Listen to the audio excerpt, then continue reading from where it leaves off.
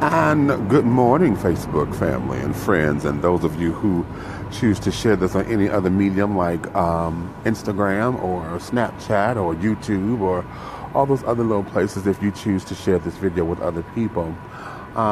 It's early in the morning. I'm at the train station right now. Actually finna go to transfer over to my bus to go home. I'm just leaving the donut factory. And I wanted to share this information with you because, honey, I just had an epiphany that has just been revolutionary, that I believe. Because I really think that here we are, we're fighting about racism and color and this, that, and the other. But one of the things that we have not considered is the real color of the world that everybody's impressed with, that means anything to anybody. And that color is green. Now, I want you to understand a few things, because here is something that I find to be very ironic. The irony of this is really something, because we who are power to the people, kind of people, pro-black this, pro-black that, we want to sit down and have our say and our due diligence with wanting to show folks how proud we are of being African descent. And those colors are represented by red, black, and green. However, it is awfully funny that the same colors that represent the most richest continent of the world are the same colors that represent the American economy: red, black, and green. And for those of you who don't know what I'm saying, we all know that, good morning, we all know that in this economy, everything means anything when we are in the black.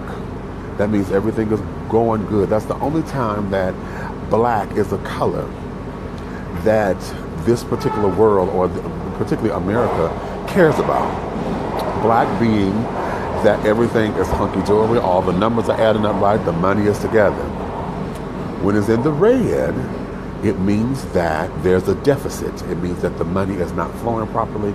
It means that we owe. It means that we are indebted to other people, that we have to scrounge, and we have to do this, we have to do that in order to make the economy great again, or in order to get out of under owing other people, or out of the tyranny of being forced to have to deal with someone else's rules and regulations. And of course, green being that's the money. That the green is the root color of everything. It is the surface. It is the source. It is the everything that this country needs to thrive, to survive, to take precedent, to have value. And it's awfully funny that those same three colors, red, black, and green, as we all know, represents Africa, the entire continent. And we know that black was for the people, at least this is how I was taught. Black was for the people of the continent. Red was for the blood that was shed for the freedoms and to fight for the principles and the beliefs. And the green was for the land, because the land was so and is still rich in its integral development.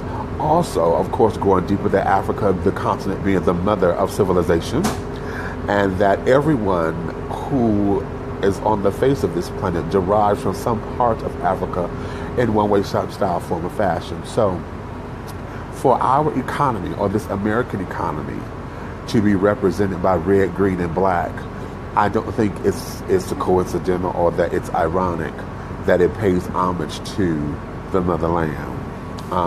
I don't think that it was done I think that it was done intentional, but I think that because it's so deep, or folks may think that folks are just being too deep with it, that we don't see the symbolism or the relevance of it.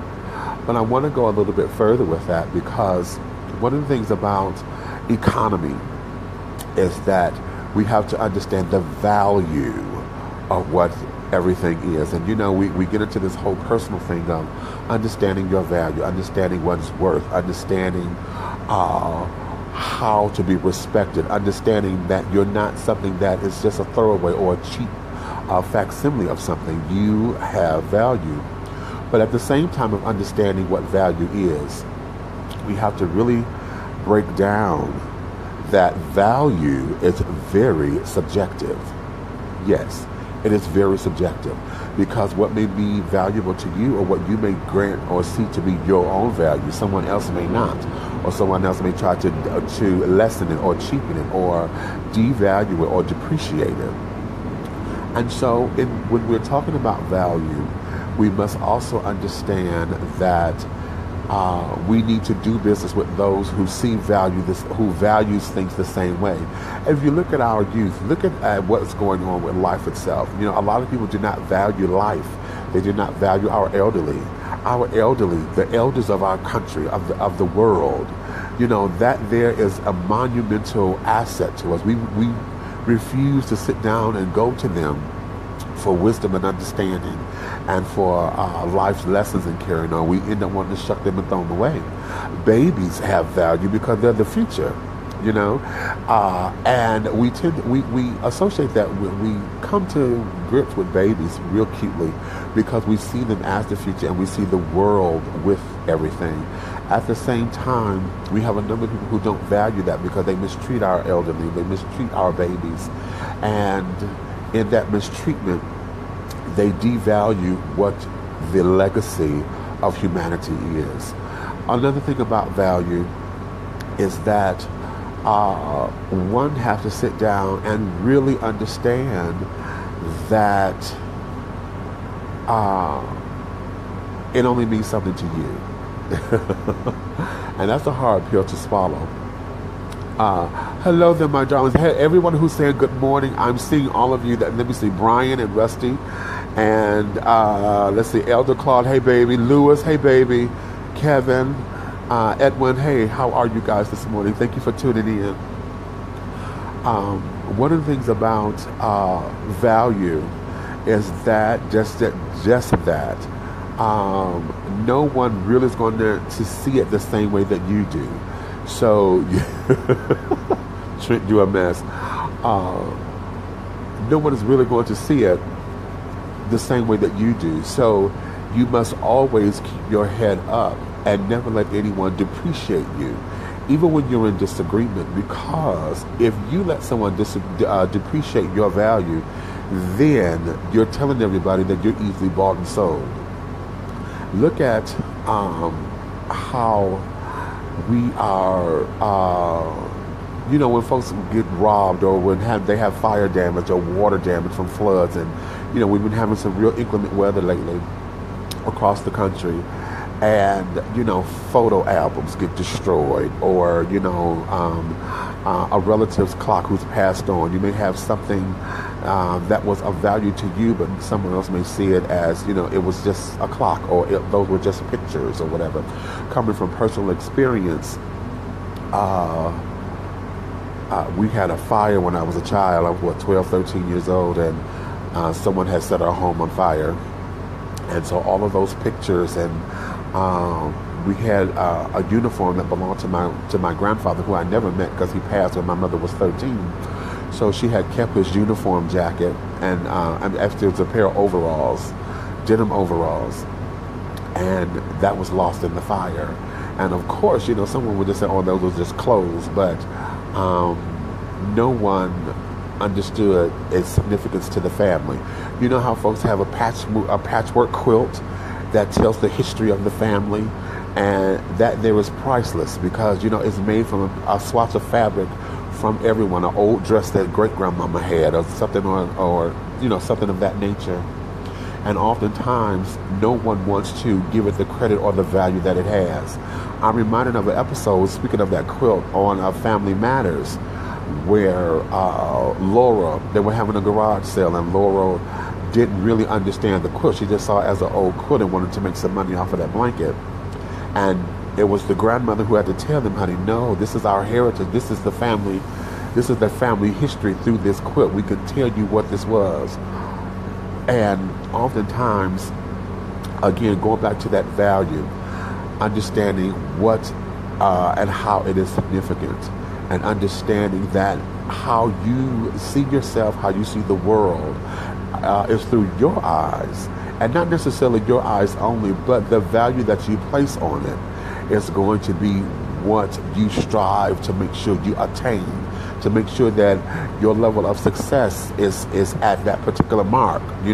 I think oftentimes that we use these as markers to where it says that this is what it means to be successful. You see all the time when folks want to get rich or think they got a couple of coins to rub together, honey. The first thing they do, they go get a car, they go get a house, and all of these little markers to say that they are successful. At the same time, because some things come so easy. You know how dope dealers and things who get money very quickly, or those who win the lottery and all of that kind of stuff, it comes very fast, and they don't take time to plan and prepare. They end up losing it very quickly. And I'm going to say that our economy is the same way, because we as a country have been bullying other countries, and we have taken over other countries. We've been going to war with other countries, and oftentimes we forget about the value of us. If you notice, the American dollar, honey, is not worth anything around the country anymore. The value of the dollar is going down constantly. And why? Because of the system. It has not been revered as such. If you do your history, before America became America, as a matter of fact, this is how the country got started. Other sailors and explorers were going out because they were going to other lands to barter and to have goods to share. The barter system, honey, was the currency. They would come over, they had spices, they had gold, they had fabric to make clothing, and they would go over to other countries and get the seed to plant the corn and the wheat and all that kind of stuff. You know what I'm saying? So it was always that kind of system. When greenbacks and money and coins and things started to come into play, then all of a sudden the value of stuff started changing, to where the whole barter system, we've gotten so far away from it, it's ridiculous. And if you look at our economy, if you look at the planet, we could stand to go back to some of those ways, because how are we ever going to get rid of a lot of the homeless issues, or get rid of and eradicate a lot of the jobless issues or whatever? The high cost of living is ridiculous. If we were to get back into barter, could you imagine what that would be like if all you had to do, and in some places we do that, for those of you who are apartment owners and apartment managers and things of that nature, you got your apartment because you manage it, and basically you get free rent, or at least a discounted rent, and you manage the property or whatever. You make sure it's up and running and this, that, and the other. That's bartering. Could you imagine what the world would be like if we had that system on a continual basis? There would be no homelessness. The Habitat for Humanity program is set up like that. If you want to go into home ownership or whatever, you sign up, you go to take the classes and this, that, and the other. But before you do, you have to go help them build a couple of houses. Now, how wonderful is that? You help build a house so that in turn you get a house built. And then you live in it, you become a homeowner. That is part of growing the economy and carrying on that I think we need to get back to. And again, when we talk about race in this country and white supremacy and this, that, and the other, oftentimes I think white supremacy exists because they are scared. Those who follow those particular principles, they are scared of what it means to interact with one another, to interact and for everybody to be on the same playing field. In this country, we are so big on having big I's and little U's. You know what I'm saying? And if we were to take away the I's and the U's and make it a we kind of thing, I think the world would end up being a better place.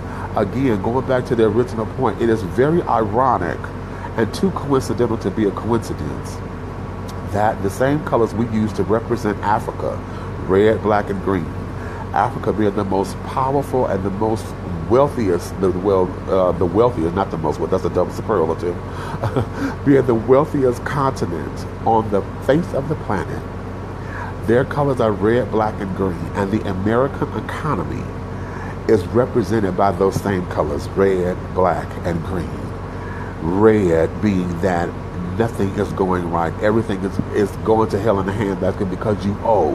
You are under the thumb of somebody else. You are in debt. You have to sit down there and jump through hoops for somebody else.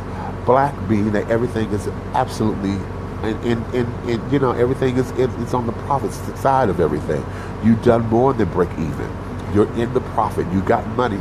You're able to thrive. You're able to do. You're able to grow. You're able to thrive. And of course, green being the root, because that there is the value, that there is the precedent, that there is saying that we have the coinage and the power to be able to maneuver. So in this particular, in today's message, because I may do a video later on Bill Cosby, I'm gonna get into that in a separate video.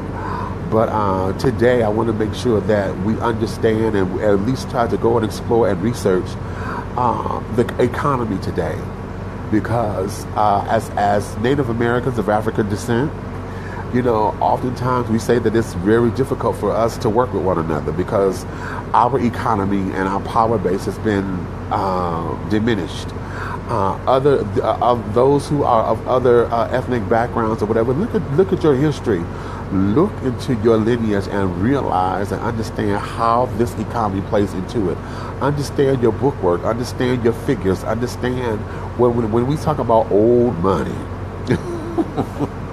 Okay, we talk about old money. The Catholic Church is old money. Older than their birthday money. That's a mom's maybe joke. But when we look at it and examine it, this is how we're able to move forward to understand how we can have the discussions about money. One of the things in the African American community, we need to have more discussions on how to make money work for us. We don't have those discussions. I don't know why we are afraid of money or think that having money means X, Y, and Z. This land was built on understanding what it is to be entrepreneurs, to be business owners, and all of that, and to have a business to thrive. Not just that you got an Avon, that you sell Avon at your house and carry it on, and you go to the church and things.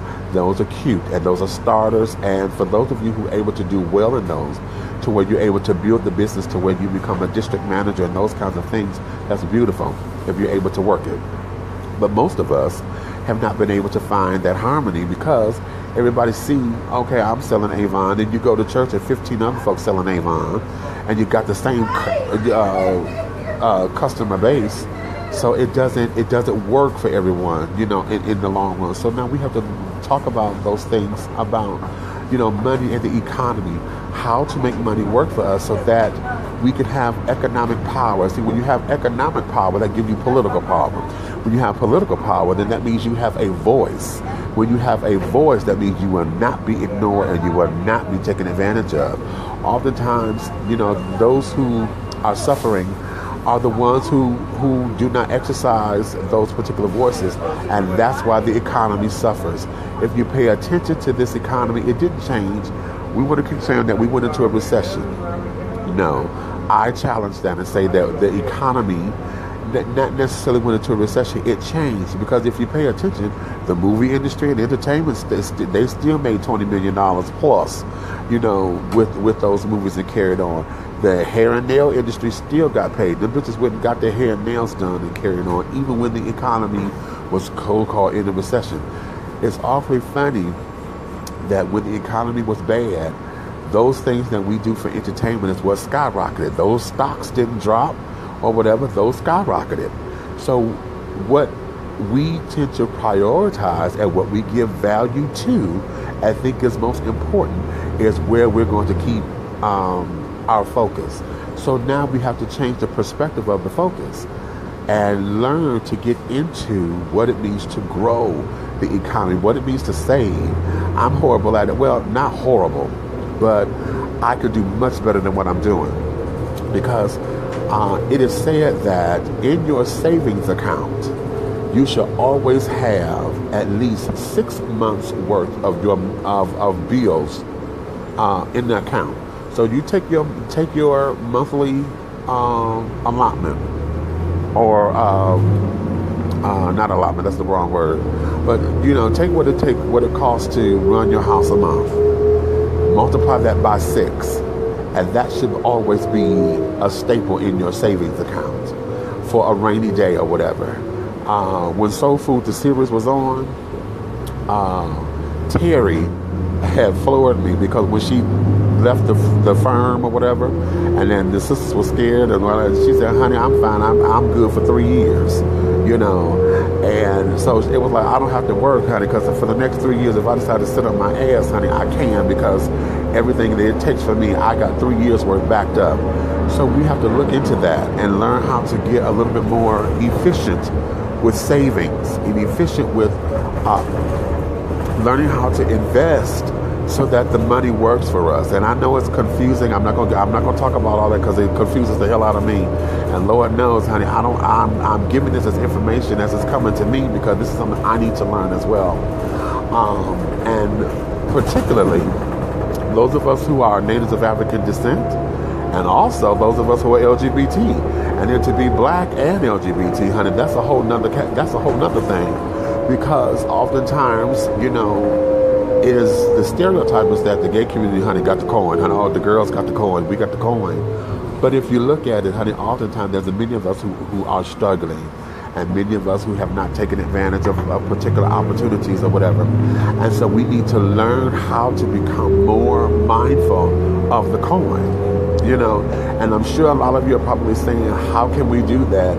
Most of us are making minimum wage, or a lot of us, not most, a lot of us are on minimum wage jobs, or most of us are being underpaid. I know, Lord knows, after 25 years of security, honey, I should be at least 2.5 times what I'm making. Okay, just on experience alone. However, big businesses don't see it that way. So now, again, see how I just determined what my value should be on a paying job, and the job and most of the jobs are saying, no, that's not what we think. You gonna get, and we gonna pay this. And if you gonna get this job or want this job, honey, you either going to accept it or you can move on. And good luck with that, trying to find what you think you're worth. I hear the day is on. I'm sorry, but that there is something that we need to look at. So for those of you who have financial advisors and friends who know how to talk about money and know how to break it down to layman's terms and not trying to confuse the kids with all this doggone hoopla, because a lot of times folks don't want to talk about it, because you get the bankanese, honey, carrying on, and financial ease and all that kind of stuff that starts to confuse folks. When you start talking dividends and depreciations and all that, and it starts to circle and sound like you're trying to talk in circles around me, and then it doesn't fortify us, and it doesn't encourage us to want to move forward and want to save money. Why is it important to save? Hell, we're talking about, look how the government is valuing the Social Security system now. Look how the government is valuing health care and things of that nature. A lot of things that should be a birthright, it's not. You know what I'm saying? And it's most expensive. Look at the food and the economy. How is it that something that is supposed to be organically grown and much better for you, all those foods, all the healthy foods, are the most expensive things on the market, but yet you grew this organically? Why? Because of how they place the value on it. Organically grown, honey, that means you done sit down there, you built a compost, you done took the dirt and put the eggshells and the banana peels and all that kind of stuff in the dirt, the coffee beans, and the fruits and vegetables that went bad, it went back into the soil to cultivate the soil. So all that's free. So how is it that organic stuff costs more than the pesticide infested and infused stuff? See, again, value. What folks have determined to be the value. And also understanding the economy, because they know if they put organic or whatever on the label, folks are going to buy it. So again, that's that economy line, and understanding the money, because they're trying to stay in the black and not in the red so that they can make all the green. How about that? Okay. So with that, my darlings, as we continue on this quest understanding and understanding and overstanding what it is to be in a world that doesn't seem to love us or like us or whatever. We have to understand what value is, understand what economy is, understand. I'm getting off the bus. I'm home. Okay, I'm home now, but I'm getting off my bus. Understand how you value you and how you value things around you, how you value your preciousness. Look at your house, look at what you call your treasures and things. You know what I'm saying? Look at all of that you value. When you sit down and pay attention to all of that, then we can get an idea of how to move forward, what your goals are, what your perspective is on building an empire, building a legacy. You know what I'm saying? Hell, damn an empire. What about a dynasty? You know what I'm saying? We were talking about old money. When I said old money before, a lot of that is dynasty. Okay? Because it goes on for generations and generations. When we talk about the Rockefellers or the Fords or the Kennedys and things see, those are names, child. You know what I'm saying? And when you hear those names, that's old money. Okay? And see, those are the movers and the shakers that keep this economy where it is. How can we then start to benefit so that I could say the Taylors, okay, or the Daniels, or the Norwoods, or the Amoses, or whatever, okay, the Everetts, okay, wait a minute, let me get all the names. The Morrisons, the Rosses, the Gaspers, okay, the Panaches, the Rosses, okay, the Lakes, okay, the Cooks, the Evanses, okay, the Whites. Okay, how can we sit down there and get those names to be as resounding as saying the Kennedys and stuff when we talk about economy and finances and wealth? Okay, again, those three colors, red, black, and green, honey. I think we're looking at this from a different perspective. You know what I'm saying? It's one thing to be proud of our heritage, and I'm not taking that away because that's a whole nother discussion. But when we talk about racism in this country, again, I think the fight is that part of it is we're looking at the wrong color. Y'all trying to make this a black and white issue and carrying on, honey, but the color that runs this world, no. The three colors that run this world are red, black, and green. Okay. Red.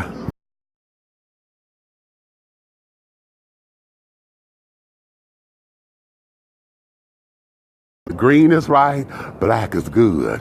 And then to correlate that has always been the T, because even back in the slavery times or whatever, as long as the servants and stuff were people of color and they were on top of their things or whatever, honey, you had mammy in there who could cook the food the right way and this, that, and that. See, the black was always the money source. That was always the thing. When it changed over to sharecropping, black was always it. And even now, the culture itself, African American culture, or natives of African descendants, I like to say, the culture itself, the Rothschilds, give me that, honey. Who said that? Say that. Okay. There has always been the power base here, or at least the foundation for the base. And so those that had the power rolled the backs of that. You see what I'm saying? And when they rolled the backs of that, they're the ones who got all the coin and let the workers sit down there and take all the heat. Does that sound familiar on your job? Remember when we talk about the same quote unquote recession? The jobs end up still on the profit side, but they downsize and they cut you out. They sit up there and told you couldn't get your health care. They cut out the 401k. They sat down there and cut out positions. And a lot of folks got fired. See, so the powers that be still sit up there and say, oh no, you're not cutting into my coin. You see what I'm saying? So again, in going through all of this, this is what we have to understand. When we talk about racism in this country, I think we need to look at it from a whole nother perspective, because as I keep saying, it is awfully ironic that, and it's too coincidental to be a coincidence, that the three colors that represent the most richest continent in the world are the same three colors that represent the American economy: red, black, and green. And the only color that is the root here in this country, and it's trying to become the root of the world, even if it's called a peso or what they trying to do, the euro dollar, now that they're trying to convert everything over to have this one money system or whatever, which I think is ridiculous. It has its good points because, money is not, if it's all valued the same, then we should be able to barter and carry it on. Hell, we used to go over to Canada and stuff, and because it was a 30% exchange over there, for the good, hell, if I gave them $10, I was getting more back or whatever in Canadian, so I had more to spend, so it would seem. But again, it's all about the value, because it wasn't like I had more to spend, it's just that they valued it differently, you know what I'm saying? And so when I come home, that same little money, when I thought I had all of that, it was reduced to nothing. So again, talking about understanding the value. So I think when we talk about race in this country, we need to take it on another perspective and start talking about the economy and looking at it from the root color that's got everything moving on is green. And I'm going to give you this, and I'm going to close here. And I don't want this to completely be just a black and white thing, because I'm going to talk about that nigger word again in a minute, because one of the things that I find to be necessary to talk about is that the word cracker was just as strong as nigger. And one of the things about cracker was that white folks called other white folks cracker, who they felt were beneath them, who they felt were dregs of society, who they felt were poor. Like we call them poor white trash or trailer park trash. Nowadays, cracker was the word back in the day. Okay, it wasn't just those who were whipping the cracking the whip or whatever. These were the children, honey, who were considered to be the dregs of society by the aristocrats and those who had the coin. So it's not like what I'm saying is color based. It's just that what it is, and we have to look at this from a different perspective, because the color that runs this world is green. Green is the root. That's money. That's prosperity. That's value. That there is all about establishing wealth here. Green is the root. Black is the barometer. The black and reds are the barometers. The black hair is saying that as long as we're in the black, we are good. We have no problem. We have no worries. Our voice can be heard. Our voice can be everything we dictate it to be.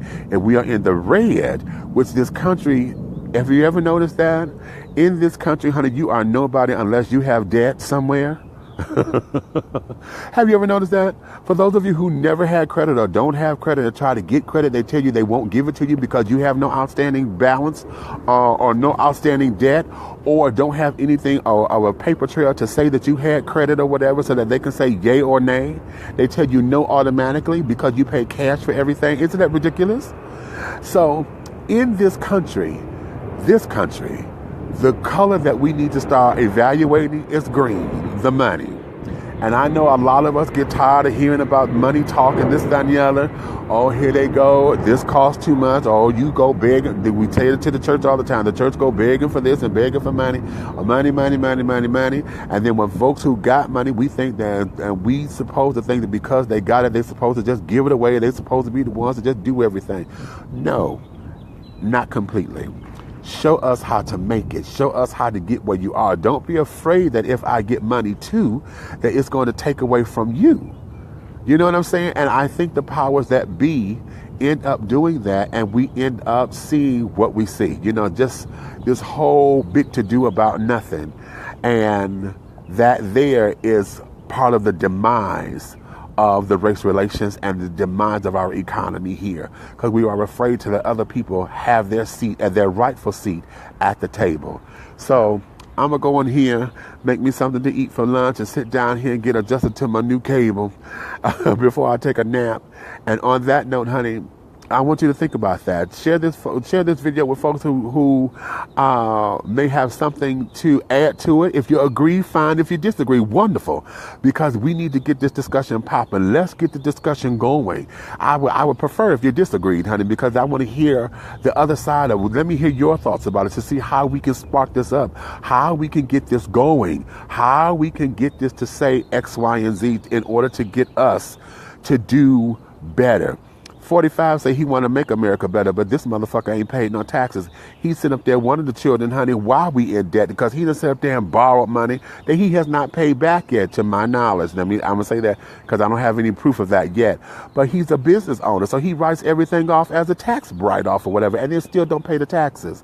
See, that there's some of that back-ended shit that a lot of businesses go through, and then we wonder how come the economy don't flourish. Okay, we wonder why the economy doesn't flourish. So there you have it. You know, I want to use this word here.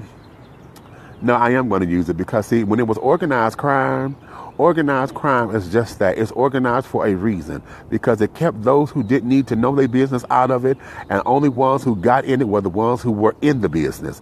But they were able to make sure everything flourished. They took care of the sick. They took care of the elderly. They made sure, you know, they were very big on mama, mama, mama. Y'all see the movies, and you've been in neighborhoods. For those of you who are Italian and Jewish and carrying on, you know your neighborhoods. You know your neighborhoods. You know they flourished, honey. That you know that it was more than just Christmas and Thanksgiving when folks got the chicken and the turkeys or whatever. You know what was happening. The church was always the center point. Everybody came to the church or whatever, and they were still able to thrive and to do better. Organized crime was organized. Now they don't let anybody to get into the game, and so now it's just corruption everywhere. And we need to return to some kind of order to where everybody understands what money is. Because I'm gonna tell you, y'all didn't like Jimmy Carter as a president, honey, but when he was a president, everybody had jobs. We got to talking about inflation. That's when that word inflation came up. Well, honey, it was going to do something. Everybody was working. So now as businesses, you know, the supply and demand got a little different. Now everybody could afford it. So in order to make the profit, again, that green, in order to make a profit, they went up on the prices or whatever, because now they couldn't keep the stuff in stock. So this, that, and the other. So we got to have a give and take on this and understand that. So my takeaway from here is this. When we talk about racism and get into the whole thing of what this is, let's change the perspective and let's talk about the real color that runs this motherfucker, and that's green. If we talk about that from that particular perspective, everybody has a fair share at the playing table, because everybody knows what that is, to be down, to be under the weather, to not have enough money. You know what it is not to pay a bill. You know what it is to sit down there and have utilities cut off. You know what it is to be facing eviction. You know what all that is. So when we talk about money, that's what it is. And then we got to talk about it from a practical standpoint, how to make it, how to get the jobs going. Then we got to talk about it from a realistic standpoint of how we can get it to grow realistically. Not the fantasy, I got to hit the Powerball and this, that, and the other. That's cute. But we got to talk about it from a realistic standpoint of how we could get my money to become old money in the future for my great-grandkids and my great-great-grandkids to be a Rothschild or a Knickerbocker or a Chase, okay, and all them different children. So that's my takeaway today. Yeah, isn't it ironic? It's more than ironic, because it's too coincidental to be a coincidence that the same three colors that represent the richest continent of the country, of the world rather, are the same three colors that represent our economy here in America, and that's red, black, and green. On that note, darlings, honey, I may come back to y'all a little later with another one, but until then, let me go up in here and wash off last night, honey. I'll talk with you guys again soon. Kisses and love.